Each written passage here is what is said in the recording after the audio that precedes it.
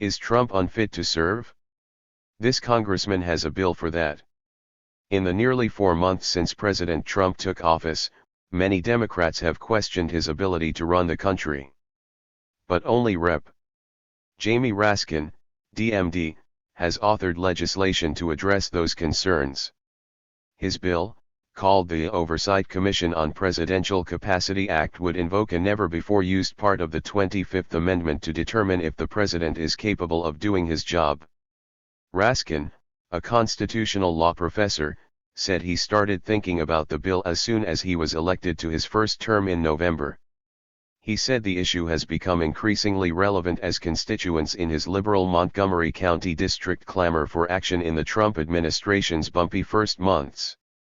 This is a president who has insisted that Ted Cruz's father was involved in the assassination of John F. Kennedy and that Barack Obama was born in Indonesia, and he has uttered blatant lies and never retracted them, Raskin said in an interview Friday.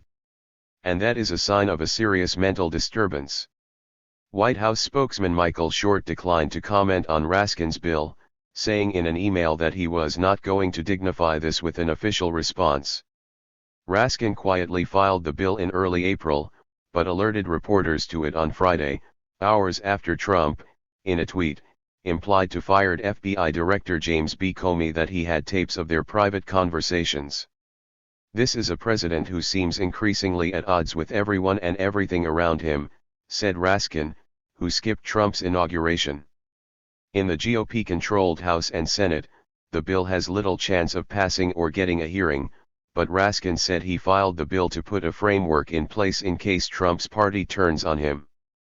The bill has 20 Democratic co-sponsors, including Rep. Anthony Brown, MD, and the district's non-voting delegate, Eleanor Holmes Norton, and no Republicans. Rep. Andy Harris, the only Republican representing Maryland in Congress, called the bill a cheap shot at Trump.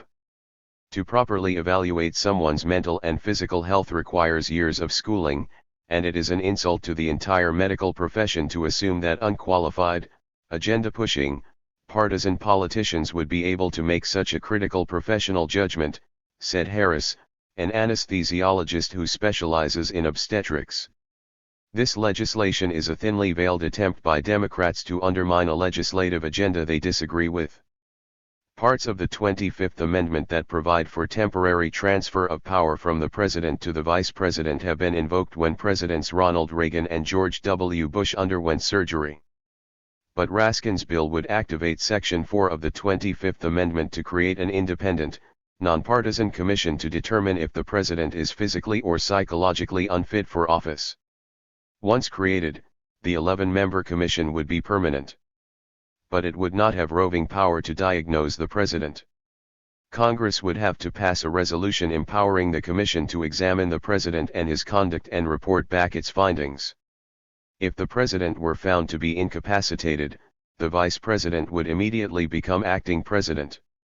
Under Raskin's bill, the Speaker of the House, House Minority Leader, Senate Majority Leader, and Senate Minority Leader would each select one physician and one psychiatrist to serve on the commission.